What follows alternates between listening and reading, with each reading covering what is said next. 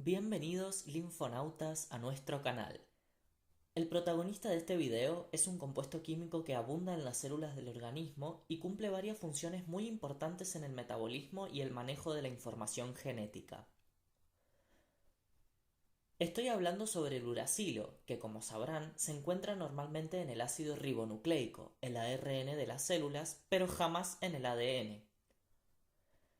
Si les interesa la biología o se dedican a estudiar o trabajar en algo relacionado, ya deben tener muy claro que los nucleótidos que componen el ADN están formados por adenina, guanina, timina y citosina, y que el uracilo solo se encuentra en el ARN, en el cual reemplaza a los nucleótidos de timina. Esto además implica que en términos genéticos, la presencia de uracilo en el ADN sería únicamente producto de una mutación, ya sea como consecuencia de un agente externo, como un genotóxico, o por un error de procesamiento de las enzimas que ejecutan la duplicación del material genético antes de la mitosis. A pesar de esto, la presencia de uracilo en el ADN es necesaria para asegurar el funcionamiento óptimo de una herramienta de combate vital de nuestro sistema inmunológico. En los últimos estadios del desarrollo de los linfocitos B, la intervención de enzimas que producen uracilo en las hebras del ADN provee clones de linfocitos de alta afinidad por el antígeno y por esa razón capaces de responder con mayor eficacia a la infección. Sin embargo, la presencia del uracilo exclusivamente en el ARN se toma a veces como una premisa incuestionable. No hay uracilo en el ADN. Pero ¿puede decirse que esta afirmación sea completamente cierta? ¿Qué pasaría si el ADN contuviese uracilo?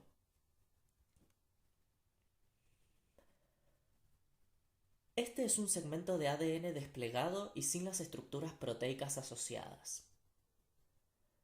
Cada una de las dos cadenas que forman la estructura del ADN está compuesta por una secuencia de nucleótidos que guardan complementariedad con los nucleótidos de la cadena opuesta. Las bases nitrogenadas de los nucleótidos, como sabemos, son, por un lado, la adenina y la guanina, las purinas, que son complementarias a su vez de la timina y la citosina, las pirimidinas. En el ADN bicatenario, la adenina forma enlaces no covalentes con la timina mediante puentes de hidrógeno.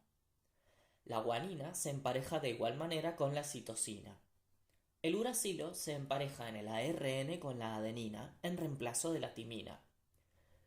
¿Por qué la timina no está presente en el ARN y en su lugar hay uracilo? ¿El uracilo concede alguna ventaja evolutiva para el ARN? O lo inverso, quizás la presencia de uracilo en el ADN sería perjudicial para las células. ¿Qué pasa cuando el uracilo aparece en el ADN?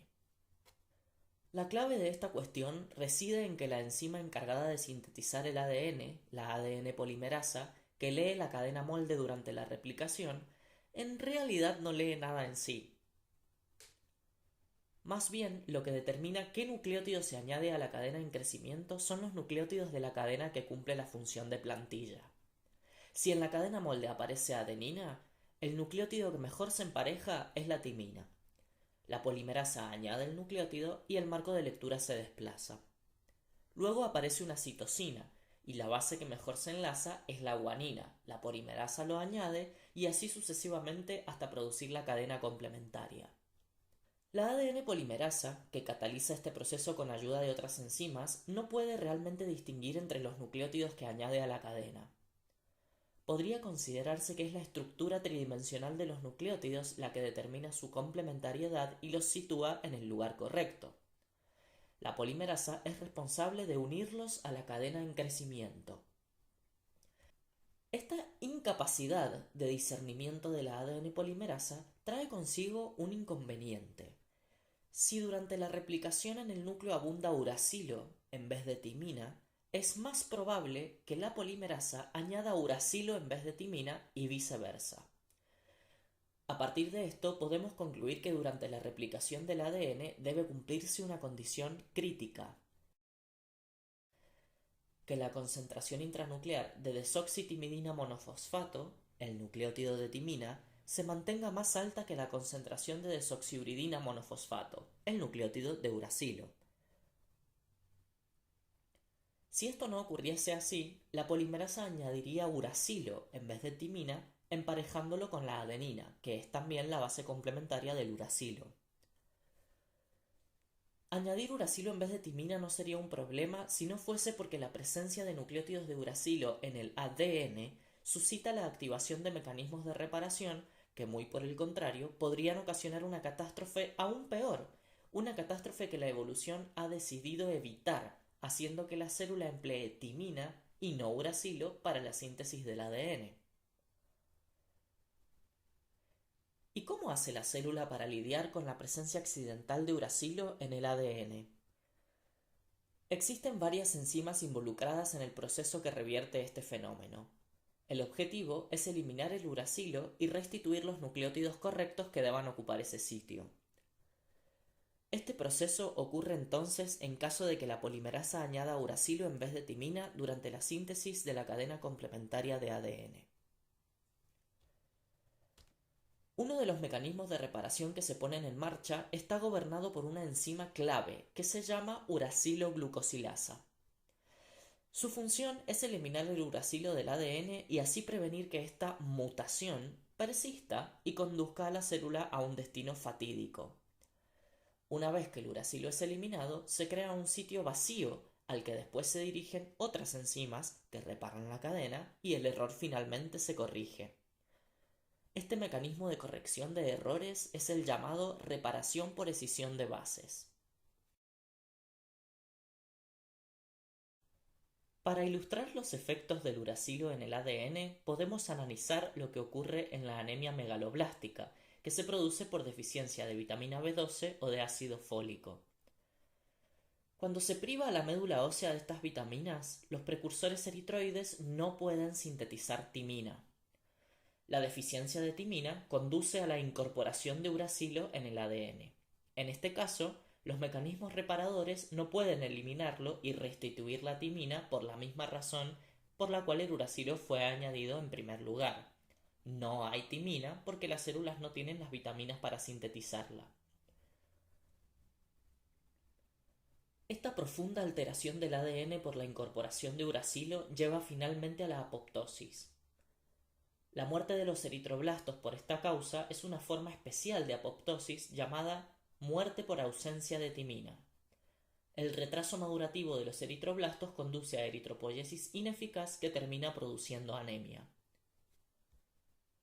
Existe otra circunstancia en la que el uracilo también aparece infiltrado en el ADN que se observa tras mutaciones de otra base que hasta ahora no hemos considerado atentamente, la citosina. En ocasiones, la citosina pierde su grupo amino, que se sustituye por un átomo de oxígeno.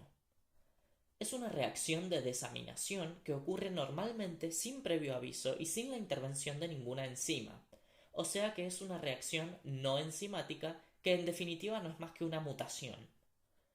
Este fenómeno es muy importante y se conoce como desaminación espontánea de la citosina. El nombre lo dice todo. Es una modificación química que la citosina sufre espontáneamente. El resultado de esta reacción es que la citosina se transforma en otro compuesto químico, el uracilo. La desaminación de la citosina es bastante frecuente. Se calcula que se producen aproximadamente 100 mutaciones de este tipo por día en las células del organismo. Aunque es una velocidad de mutación lenta, las células no toleran estas alteraciones del ADN porque pueden transformar la información genética. El cambio de bases es inaceptable y si no se corrige, cuando el ADN se duplique, la polimerasa va a encontrarse con un uracilo en un lugar donde debería haber una citosina, y en lugar de añadir la base complementaria de la citosina, o sea la guanina, el nucleótido que se añade es la adenina, emparejándose con el uracilo. El efecto neto de esta modificación es que se incorpora una adenina en donde debería haberse incorporado una guanina. Se ha producido una mutación que al cambiar la información genética podría alterar una proteína codificada por ese segmento del genoma. Si el uracilo estuviese presente en el ADN naturalmente, las enzimas reparadoras no podrían distinguir entre los uracilos oficiales de la secuencia, los originales, de los uracilos erróneos, incorporados por equivocación o formados por la desaminación de la citosina. Es decir, las enzimas no sabrían identificar cuáles de esos son los uracilos mutantes y llevarían a cabo reparaciones inadecuadas en todos los sitios donde encontraran uracilo, una catástrofe total para el material genético y para la célula. Pero la evolución se las arregló para evitar este dilema. Una de las hipótesis que intentan explicar las observaciones actuales postula que las células habrían marcado los uracilos correctos, los que no provenían de mutaciones ni modificaciones, sino que formaban parte de la información originalmente con etiquetas de grupos metilo. De esta manera, las enzimas reparadoras podrían diferenciar los uracilos correctos, o sea, los uracilos etiquetados con metilo, de los que no poseen la etiqueta, que son los uracilos mutantes que deben eliminarse. ¿Y qué se obtiene tras la metilación del uracilo? Timina. Es altamente probable que la desaminación espontánea de la citosina sea la causa de que en el ADN se haya establecido finalmente la timina en vez del uracilo. Esta preferencia evolutiva por la timina también se debe a que le otorga mayor estabilidad al ADN porque es menos susceptible a las mutaciones que el uracilo. La razón por la que el uracilo haya persistido en el ARN puede ser que o bien su menor estabilidad no impacta en una molécula de vida tan corta como el ARN, o bien le confiere al ARN alguna característica ventajosa que aún no ha sido elucidada. Cualquiera sea el motivo, la timina resulta mejor para el ADN porque le brinda mayor seguridad y mayor estabilidad a la molécula.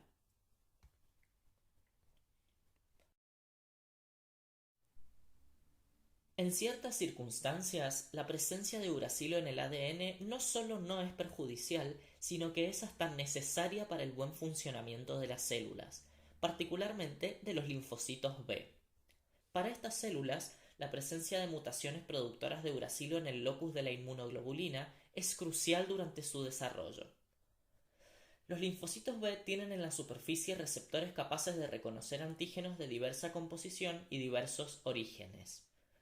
Una vez que reconocen un antígeno, se activan y comienzan a proliferar, también con ayuda de otros estímulos, por supuesto, y de otras células inmunológicas. Una vez activados, los linfocitos B se encargan de producir anticuerpos para neutralizar al agente patógeno que las patrullas del organismo han detectado. Los receptores de los linfocitos B son anticuerpos con una porción adicional, ya que poseen un segmento hidrofóbico que los ancla a la membrana plasmática. Son inmunoglobulinas D y M, y cada clon de linfocitos es capaz de reconocer un determinante antigénico específico, es decir, una región de ese antígeno capaz de iniciar una respuesta inmunitaria, el epítopo. Cuando se encuentre con ese epítopo antigénico y se den las condiciones para su activación, el linfocito va a producir inmunoglobulinas con la misma especificidad antigénica y va a secretarlas al torrente sanguíneo. Pero el mundo está lleno de amenazas, y para hacer frente a la enorme variedad de agentes patógenos a los que se enfrentan, los linfocitos deben asegurarse de contar con un repertorio de especificidades igualmente diverso. Estamos hablando de millones y millones de antígenos diferentes con los que el organismo debe enfrentarse a diario. Cuando los inmunólogos estaban estudiando los genes que codifican a los anticuerpos, se dieron cuenta de que el material genético solo podía albergar una variedad limitada de receptores de linfocitos posibles, y surgieron hipótesis que intentaban explicar cuáles son los mecanismos que operan para producir tantos anticuerpos con distintas especificidades a partir de un número mucho más bajo de genes. La respuesta a este planteo es que existen procesos que se ponen en marcha en distintos estadios madurativos del linfocito que le permiten variar las posibilidades restringidas con las que nace y crear una diversidad mucho más grande de receptores con distintas capacidades de reconocimiento de antígenos específicos. Estos procesos son la recombinación somática, en la que los segmentos de ADN de las cadenas que conforman los anticuerpos se entremezclan y se unen en distintas combinaciones para formar diferentes cadenas. La diversidad de la unión, en la que se añaden nucleótidos aleatorios no codificados por el genoma en las uniones entre los segmentos, y finalmente el proceso de la maduración de la afinidad, que se produce en los centros germinales después del encuentro con el antígeno y cuya función es aumentar la fuerza con la que el linfocito se une al antígeno. Entonces, los dos primeros procesos ocurren en los estadios iniciales del desarrollo del linfocito y la maduración de la afinidad ocurre solamente después del encuentro con el agente invasor detectado. El proceso de maduración de la afinidad ocurre a través de la generación intencional de mutaciones en el ADN que codifican las cadenas de las inmunoglobulinas. Estas mutaciones ocurren a una tasa tremendamente más alta que en las células que no llevan a cabo este proceso, que se denomina hipermutación somática. Es justamente acá donde el uracilo cumple un papel importante. El desarrollo del linfocito B cumple varias etapas y cuando en la superficie se detectan receptores completamente ensamblados, que son las inmunoglobulinas M y D ancladas a la membrana, el linfocito ha alcanzado su último estadio madurativo y está listo para responder ante el reconocimiento de un epítopo antigénico. Se ha convertido en un linfocito B maduro. El proceso en el cual intervienen las mutaciones que producen un asilo ocurren una vez que el linfocito ha sido activado por un antígeno. Vamos por orden. Este es un linfocito B que reside en un ganglio linfático. Además de las inmunoglobulinas de superficie, el linfocito B posee antígenos del complejo mayor de histocompatibilidad de clase 2, porque es también una célula presentadora de antígenos. A través de los vasos aferentes del ganglio linfático ingresa la linfa, que transporta células migratorias y antígenos que el linfocito B detecta. Acá, el linfocito ha procesado un antígeno proteico y lo presenta al linfocito T cooperador del folículo linfático. Se forma la sinapsis inmunológica, constituida por un tetrámero compuesto por HLA, el péptido del antígeno procesado, y el receptor del linfocito T, y además otras varias moléculas que participan como señales coestimuladoras y otras que brindan estabilidad a la sinapsis inmunológica. Veamos este proceso más de cerca. El BCR, o sea, el receptor del linfocito B específico del antígeno, se une a él con cierta afinidad. Lo internaliza por endocitosis, procesa el péptido, degradándolo en fragmentos más pequeños, y los carga en las moléculas HLA de clase 2 que posteriormente exhibe en la superficie a la espera del encuentro con un linfocito T cooperador. Cuando el linfocito T reconoce el complejo, emite una serie de señales que activan al linfocito B. El linfocito B también puede brindarle apoyo al linfocito T, y se embarcan en una estimulación recíproca que compromete a ambas células. Una de las consecuencias es la proliferación del linfocito B, la producción de interleucinas y por supuesto la puesta en marcha de los procesos que mejoran la capacidad de reconocimiento del BCR, o sea que mejoran la afinidad de los anticuerpos por el antígeno. Los linfocitos en proliferación se agrupan en una región del centro germinal del folículo conocida como región basal oscura, por el aspecto que tiene al microscopio óptico, y continúan dividiéndose en respuesta a los estímulos activadores. En este estadio, el linfocito se conoce con el nombre de centroblasto. Es un linfocito muy basófilo que le confiere a la zona oscura su aspecto típico. Aquí es donde los linfocitos sufren la hipermutación somática. Después, los linfocitos que mejoran su afinidad por el antígeno y sobreviven a la selección migran a la zona clara del centro germinal, donde también hay células dendríticas y linfocitos T foliculares. Ahí reciben el nombre de centrocitos.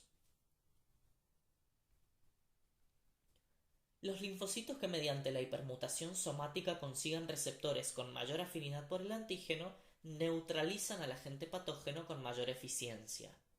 Y además, como los linfocitos de alta afinidad se unen mejor al antígeno, cada vez queda menos antígeno disponible para los linfocitos restantes, por lo que a medida que este proceso ocurra, solamente van a poder sobrevivir los linfocitos que posean una afinidad creciente. Van quedando solo los de mayor afinidad y el resto, que se une peor al antígeno, simplemente muere por apoptosis. Esto puede resultar paradójico, porque el centro germinal es en realidad un sitio con una tasa de apoptosis altísima, donde muere la mayor parte de los linfocitos B en proliferación. Quiero recalcar que este proceso es importantísimo, porque sin él los anticuerpos no serían capaces de unirse eficazmente a los antígenos y se vería perjudicada su capacidad de neutralización. Si bien esto ocurre en las dos cadenas que conforman la molécula de inmunoglobulina, tanto en la región variable de la cadena ligera como en la región variable de la cadena pesada, vamos a tomar como ejemplo lo que ocurre en la cadena pesada de la inmunoglobulina G. Este es el locus que codifica la cadena pesada. Como vemos, ya está reordenado, los segmentos B, D y J ya se han combinado y del lado derecho vemos el ADN del dominio constante de la cadena pesada, que en este caso es del tipo gamma. Por lo tanto, se trata de la inmunoglobulina G. Debajo tenemos una inmunoglobulina más pequeña para ubicarnos en la molécula. En los sitios de unión al antígeno, la variabilidad es mayor. Se conocen como regiones hipervariables. Es ahí donde se produce la mayor cantidad de mutaciones durante la maduración de la afinidad. En el caso de la cadena pesada, los sitios son 3 y cada uno se conoce con el nombre de región determinante de la complementariedad, porque es la zona donde se produce la unión entre el receptor y la molécula de antígeno. La CDR es el segmento que más mutaciones concentra y se ubica en las uniones entre los segmentos BD y J. Para que la maduración de la afinidad se produzca, se introducen mutaciones en el ADN.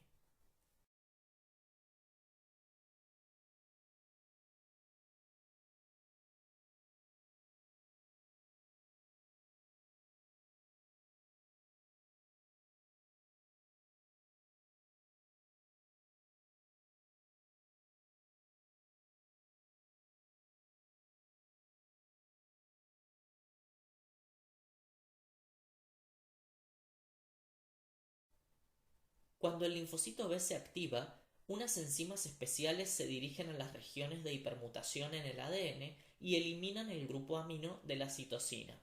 Es una desaminación, en este caso enzimática de la citosina, que, como ya sabemos, se transforma en uracilo, pero esta vez la modificación se hace de forma intencional. Las enzimas que intervienen se llaman desaminasas inducidas por la activación. La presencia de uracilo, entonces, atrae a las enzimas reparadoras que pretenden corregir esta mutación eliminando el uracilo, creando roturas en la cadena y añadiendo otros nucleótidos en su lugar. Estas enzimas son las mismas que actúan durante el proceso de cambio de isotipo de una inmunoglobulina a otra, por ejemplo cuando un linfocito productor de inmunoglobulina M se convierte en productor de inmunoglobulina G con la misma especificidad antigénica. De hecho, el cambio de isotipo y la maduración de la afinidad se descubrieron al mismo tiempo y muchas de las enzimas que participan son las mismas. La diferencia es que durante la reparación de las roturas en la hipermutación somática, el proceso de reparación que se efectúa tiende al error, añade más y más mutaciones. Y esto es lógico, como lo que se debe conseguir es mayor variabilidad, la reparación de las mutaciones sería contraproducente. En este caso, se introducen aún más errores que hacen que los centroblastos en proliferación acumulen más y más mutaciones constantemente. La hipermutación somática se produce en la región basal, porque son los centroblastos los que están dotados de las desaminasas inducidas por activación necesarias para producir las mutaciones. En última instancia, generarán la variedad de aminoácidos en las regiones determinantes de complementariedad. Si estas variaciones en las regiones de reconocimiento del epítopo generan aminoácidos que confieran mayor fuerza a la unión entre el anticuerpo y el antígeno, el linfocito se une a él con mayor afinidad y es seleccionado para sobrevivir mediante señales que inhiben la apoptosis. Deben conservarse solo los linfocitos que aumenten su afinidad por el antígeno, porque la hipermutación somática puede incrementar o disminuir la afinidad del receptor por el antígeno. Incluso, este proceso puede propiciar la aparición de anticuerpos autorreactivos que terminan reconociendo proteínas propias del hospedador y se abona así el terreno para el desarrollo de fenómenos autoinmunes que culminan finalmente en una enfermedad autoinmune florida. El proceso de hipermutación somática es aventurado y si no se lleva a cabo la eliminación de los linfocitos que, por puro azar, generaron un receptor autorreactivo, el linfocito puede reaccionar contra los antígenos propios. Otra de las consecuencias no deseadas de esta alta tasa de mutación es la susceptibilidad del linfocito a sufrir una transformación neoplásica y volverse canceroso. Lamentablemente, la posibilidad de que las mutaciones doten al linfocito de ventajas reproductivas sin control y terminen produciendo linfomas o leucemias es el precio que hay que pagar por tener un sistema inmune eficiente capaz de reaccionar ante un mundo lleno de agresiones y microorganismos invasores. La inmunidad adaptativa es sumamente flexible y se ajusta a las exigencias impuestas por la presión de los agentes patógenos. Durante las respuestas secundarias en los reencuentros con el antígeno, los linfocitos están mejor equipados y responden más rápido y con mayor eficacia. La maduración de la afinidad es solamente uno de los fenómenos que contribuye a esa capacidad. Hemos visto, entonces, cómo la presencia de uracilo en el ADN es fundamental en la generación de una respuesta inmune contundente, y de qué manera el linfocito aprovecha las mutaciones para volverse más hábil y sumarse a un frente de batalla refinado y mejor preparado para el combate de las infecciones.